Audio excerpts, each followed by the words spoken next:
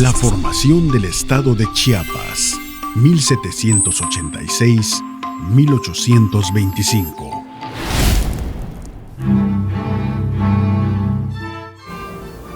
Sí, efectivamente, Comitán asume una actitud de independencia, ¿no? Una autonomía plena. Declara la independencia de Comitán y de su circunscripción, toda el área que gobernaba. Que además era una circunscripción era muy grande, porque una de las cosas que peleó cuando se nombraron los dos alcaldes ordinarios, estos dos alcaldes entran en una pugna muy fuerte con el subdelegado, un representante real que hay, ¿no?, por su jurisdicción, es decir, por cuánto territorio va a controlar. Normalmente los cabildos o los ayuntamientos tenían una circunscripción, o sea, una jurisdicción de 2 kilómetros cuadrados, ¿no? No, 2 leguas, perdón, 2 leguas alrededor. Pero los alcaldes ordinarios de Comitán empiezan a decir que, bueno, que ellos, por cuestión de costumbre, que es otra forma legal, ¿no?, por la costumbre, ellos siempre han controlado territorios que van más allá de esas 2 leguas.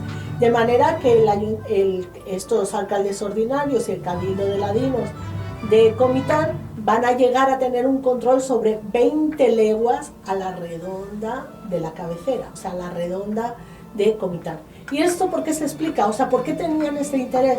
Bueno, porque realmente en ese momento, lo sabemos, Comitán, alrededor suyo había una serie de haciendas muy importantes, muy productivas, controladas entre 9 y 11, digo entre 9 y 11 porque a veces son 9 y a veces son 11 por los dominicos del convento de Comitán, y ellos, por supuesto, reclaman el control jurisdiccional sobre esas haciendas, que además tenían una población de indios laboríos, se llamaban, que estaban allí en las haciendas, trabajadores de las haciendas.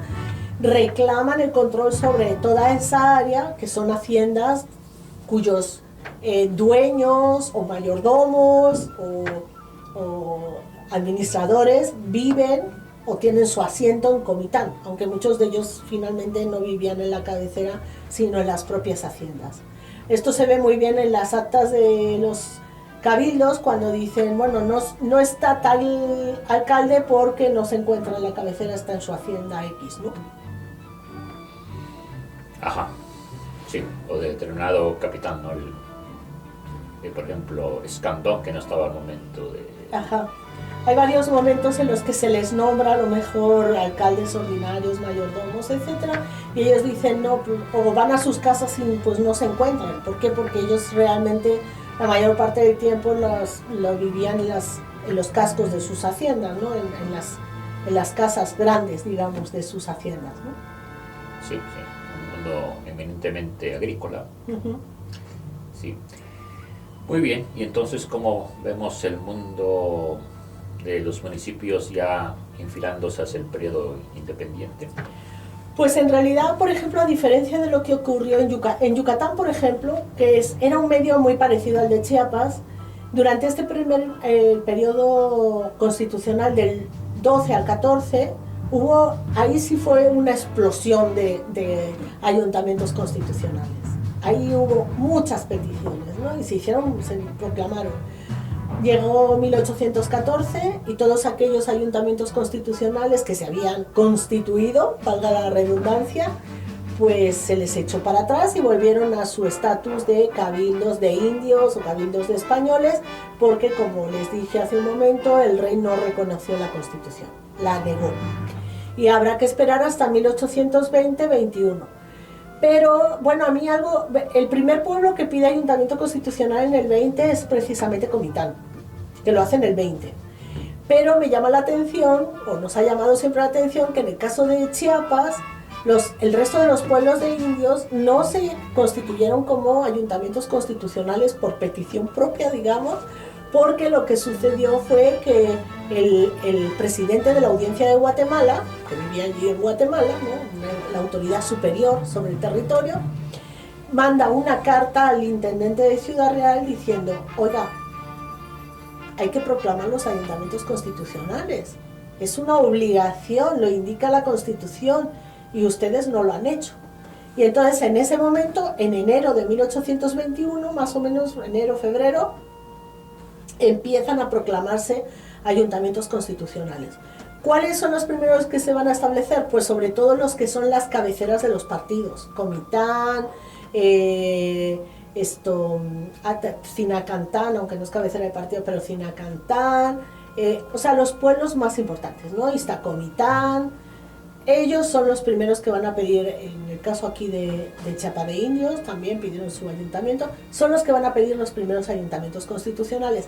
No sé si no creo que fuera por desconocimiento, ¿no? Porque en realidad había una forma de comunicación que se llaman las cordilleras, las cartas cordilleras, que es un nombre bastante interesante, aunque en España existe algo similar que se llama, no recuerdo ahora, creo que son las cartas de sendero o algo así. Bueno, eran cartas que no llegaban por el medio normal de correos o institucional de correos, sino que era una forma de comunicación interna, digamos, de pueblo en pueblo, que en el caso de Chiapas, pues se entiende por su geografía, ¿no? Era muy difícil el correo, tardaba muchísimo, llegaba a Veracruz y se tardaba mucho, y entonces ellos establecieron, como muchos otros espacios, esta forma de comunicación que eran los correos cordillera, que en realidad lo que hacía era, bueno, llega la instrucción, el decreto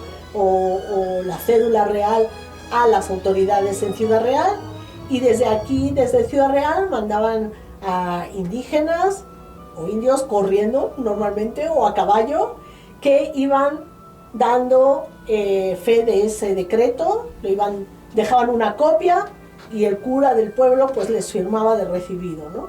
Y la obligación del cura o del párroco era en la misa informar a la población de ese decreto, de esa ley o lo que quisieran informarles, ¿no? Era el lugar sobre todo de información, era a lo largo de la misa, porque recordemos que los indígenas o los indios tenían la obligación de ir a misa. Si vamos al archivo diocesano, lo que vamos a hacer es como se hacen los censos de confesión. ¿Qué quiere decir eso? Que el cura hacía un censo, indicaba a veces con una señal quiénes habían ido a confesar durante ese año y quiénes se rehusaban a confesar, ¿no? Era una forma de control. No había carnet como ahora, ni el INE, ni nada por el estilo, entonces la forma de control era en este medio. Entonces, se establecen, a partir de ese momento, empiezan a establecerse los ayuntamientos constitucionales, que son los que van a permanecer, se van a ir ampliando a más pueblos, y lo primero que van a pedir los ayuntamientos constitucionales es, uno, que las autoridades monárquicas, que eran los subdelegados en las cabeceras, abandonen las casas consistoriales. Es decir, que abandonen sus casas donde han vivido, porque ahora esas casas pertenecen al pueblo y tienen que ser ocupadas por los ayuntamientos constitucionales, y hay varios documentos en ese sentido, ¿no? Solicitando al subdelegado pues que deje la casa porque ellos la tienen que ocupar para sus sesiones. Y en segundo lugar, lo que piden es que se les devuelva el dinero de sus cajas de comunidad. En ese momento, vamos a tener a otra persona que va a hablar sobre esto, y entonces tampoco... habría que abundar sobre esto. Mejor no, pero bueno, el dinero que pertenecía a los cabildos se reunía en Ciudad Real, en una caja de 3 llaves, es decir, una caja con 3 cerraduras, donde normalmente pues tenía llave pues el intendente, los de la caja real, 3 personas. Y ahí se suponía que dentro de esa caja había cajitas, y en cada cajita pertenecía a un pueblo, y ahí se guardaban sus fondos comunes, se llamaban, ¿no? Por eso caja de comunidad. Entonces, al ser ayuntamientos constitucionales, adquieren la posibilidad de contar con su propio recurso devengado de sus propios impuestos y, digamos, administrarlos y empezar pues a ejercer ese dinero como ellos creían conveniente, ¿no? Entonces, cuando se se constituyen estos ayuntamientos constitucionales. Lo primero que hacen muchos de ellos es un escrito solicitando a las autoridades de Ciudad Real que les regresen el dinero de sus cajas de comunidad, que ahora son bienes de propios. Dejémoslo así, ¿no? Que ahora son bienes de los ayuntamientos constitucionales. En la mayoría de las ocasiones en Ciudad Real, desde luego, no sueltan el dinero, ¿no? Se evaden diciendo alguna u otra cosa, pero no regresan ese dinero. Pero los pueblos entonces empiezan a idear y escribir cuáles van a ser sus impuestos que van a aplicar a la población. Como decía Margaret Thatcher, el dinero de las poblaciones no es otro que el dinero de nuestros impuestos. O sea, ningún gobierno tiene dinero que le caiga del cielo. El dinero de un gobierno depende, ya sea a nivel municipal, estatal o federal, depende de los impuestos de las personas que lo habitan. Entonces, lo mismo sucede con estos ayuntamientos en ese momento en que se piensa en la incorporación. En un momento en que se piensa primero en la independencia. Ajá, para ya quitarse de encima este problema, esta opresión, digamos. El yugo español, ¿no? Que dicen, bueno, es que queremos quitarnos el yugo español, ¿no? Porque era asfixiante la cantidad de impuestos, y luego también que se había hecho una élite, ¿no? Se había constituido una élite, los famosos criollos, ¿no?